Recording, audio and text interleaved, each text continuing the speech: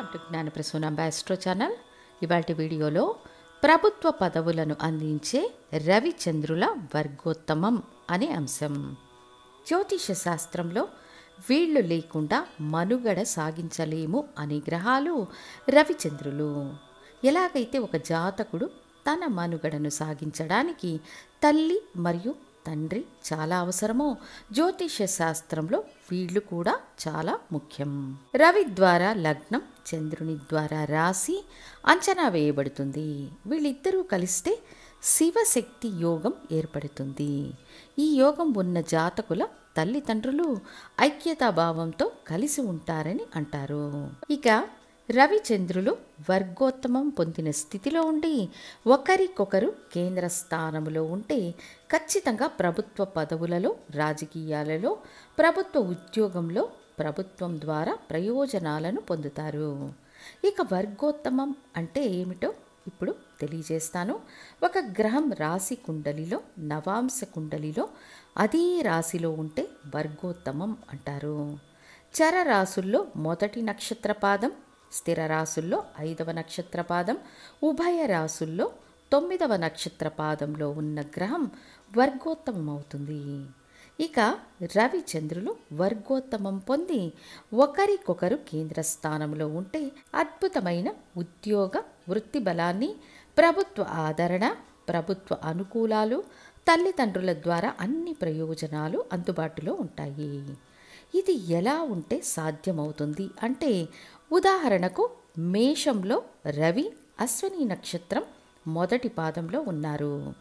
ఇదే అశ్విని నక్షత్రం మొదటి పాదంలో చంద్రుడు ఉన్నా, లేదా కర్కాటకంలో పునర్వసు నక్షత్రం 4వ పాదంలో చంద్రుడు ఉన్నా, తులలో చిత్తా నక్షత్రం 3వ పాదంలో చంద్రుడు ఉన్నా, మకరంలో ఉత్తరాషాఢ నక్షత్రం 2వ పాదంలో చంద్రుడు ఉన్నా వర్గోత్తమం అవుతారు.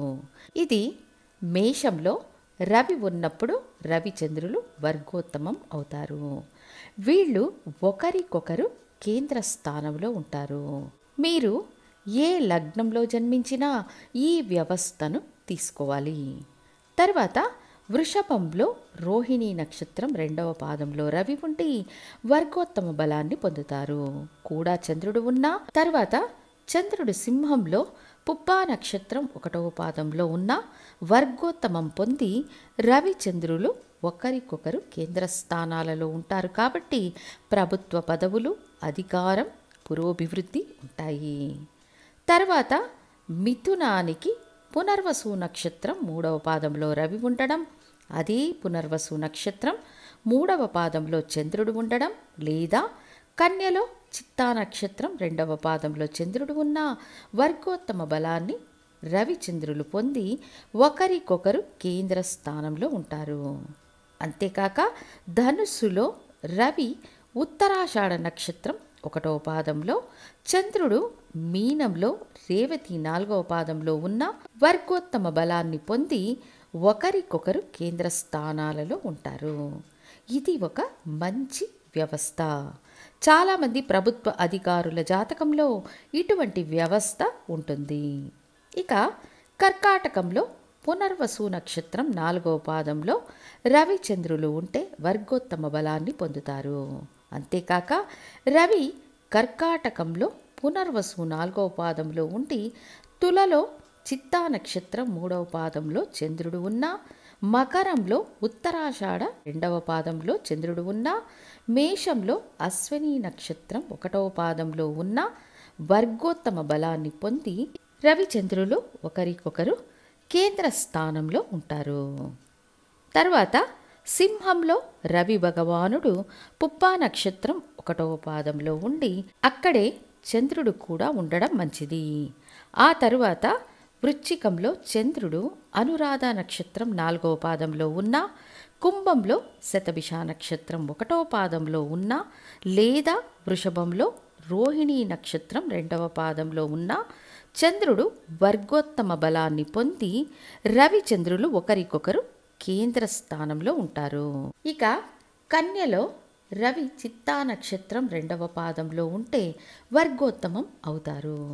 ఇక్కడే చంద్రుడు ఇదే నక్షత్రంలో ఉన్నా, లేదా ధనుస్సులో ఉత్తరాషాఢ నక్షత్రం 1వ పాదంలో ఉన్న, మీనంలో రేవతి నక్షత్రం 4వ పాదంలో ఉన్న, మిథునంలో పునర్వసు 3వ పాదంలో ఉన్న వర్గోత్తమ బలాన్ని పొందుతారు. ఇరువురు ఒకరికొకరు కేంద్ర స్థానాలలో ఉంటారు. తరువాత తులలో రవి చిత్తా నక్షత్రం 3వ పాదంలో ఉంటే వర్గోత్తమం అవుతారు. ఇదే చిత్తా నక్షత్రంలో చంద్రుడు ఉన్న వర్గోత్తమ బలాన్ని పొందుతారు. 4వ స్థానమైన మకరంలో ఉత్తరాషాఢ నక్షత్రం 2వ పాదంలో చంద్రుడు ఉండడం, మేషంలో అశ్విని నక్షత్రం 1వ పాదంలో చంద్రుడు ఉండడం, కర్కాటకంలో పునర్వసు నక్షత్రం 4వ పాదంలో చంద్రుడు ఉంటే వర్గోత్తమ బలాన్ని పొందుతారు. రవి చంద్రులు ఒకరికొకరు కేంద్ర స్థానంలో ఉంటారు. ఇక వృశ్చికంలో రవి అనురాధ నక్షత్రం 4వ పాదంలో ఉంటే వర్గోత్తమ బలాన్ని పొందుతారు. చంద్రుడు ఇదే నక్షత్రంలో ఉన్న వర్గోత్తమ బలాన్ని పొందుతారు. 4వ స్థానమైన కుంభంలో శతభిష నక్షత్రం 3వ పాదంలో ఉండే చంద్రుడు, 7వ స్థానమైన వృషభంలో రోహిణి నక్షత్రం 2వ పాదంలో ఉన్న చంద్రుడు, 10వ స్థానమైన సింహంలో పుబ్బా నక్షత్రం 1వ పాదంలో చంద్రుడు ఉన్న వర్గోత్తమ బలాన్ని పొందుతారు. తర్వాత రవికి కేంద్ర స్థానంలో ఉంటారు. తర్వాత ధనుస్సులో రవి తన నక్షత్రమైన ఉత్తరాషాఢ 1వ పాదంలో ఉంటే వర్గోత్తమ బలాన్ని పొందుతారు. చంద్రుడు ఇక్కడే ఈ నక్షత్రంలోనే ఉన్న లేదా 4వ స్థానమైన మీనంలో రేవతి నక్షత్రంలో ఉన్న, 7వ స్థానమైన మిథునంలో పునర్వసు నక్షత్రం 3వ పాదంలో ఉన్న, 10వ స్థానమైన కన్యలో చిత్తా నక్షత్రం 2వ పాదంలో ఉన్న వర్గోత్తమం అనే బలాన్ని పొందుతారు. రవికి కేంద్ర స్థానంలో ఉంటారు. ఇక మకరంలో రవి ఉత్తరాషాఢ 2వ పాదంలో ఉండడం, చంద్రుడు కూడా ఉన్న లేదా మేషంలో అశ్విని నక్షత్రం 1వ పాదంలో ఉన్న, కర్కాటకంలో పునర్వసు నక్షత్రం 4వ పాదంలో ఉన్న, తులలో చిత్తా నక్షత్రం 3వ పాదంలో చంద్రుడు ఉన్న వర్గోత్తమ బలాన్ని పొందుతారు. అంతేకాక రవికి కేంద్రంలో ఉంటారు. కుంభంలో రవి శతభిష నక్షత్రం 3వ పాదంలో ఉండి కూడా చంద్రుడు ఉన్న, వృషభంలో రోహిణి నక్షత్రం 2వ పాదంలో చంద్రుడు ఉన్న, సింహంలో పుబ్బా నక్షత్రం 1వ పాదంలో ఉన్న, వృశ్చికంలో అనురాధ నక్షత్రం 4వ పాదంలో ఉన్న వర్గోత్తమ బలాన్ని పొందుతారు. రవికి కేంద్ర స్థానంలో ఉంటారు. ఇక మీనంలో రేవతి నక్షత్రం 4వ పాదంలో రవి చంద్రునితో కలిసి ఉన్న వర్గోత్తమ బలాన్ని ఇరువురు పొందుతారు. అంతేకాక చంద్రుడు మిథునంలో పునర్వసు నక్షత్రం 3వ పాదంలో, కన్యలో చిత్తా నక్షత్రం 2వ పాదంలో, ధనుస్సులో ఉత్తరాషాఢ నక్షత్రం 1వ పాదంలో ఉండి వర్గోత్తమం అవుతారు. రవికి కేంద్రంలో ఉంటారు. ఇక ఈ వ్యవస్థ మీ జాతకంలో ఉంటే ప్రభుత్వ పదవులు, ప్రభుత్వ మర్యాదలు వెతుక్కుంటూ వస్తాయి. దీనివల్ల జీవితంలో అభివృద్ధిని, విజయాన్ని, లగ్నాధిపతి బలాన్ని అనుసరించి ఉంటాయని తెలియజేస్తూ మళ్ళీ ఇంకొక ముఖ్యమైన టాపిక్తో మళ్ళీ మీ ముందుంటాను. ధన్యవాదాలు.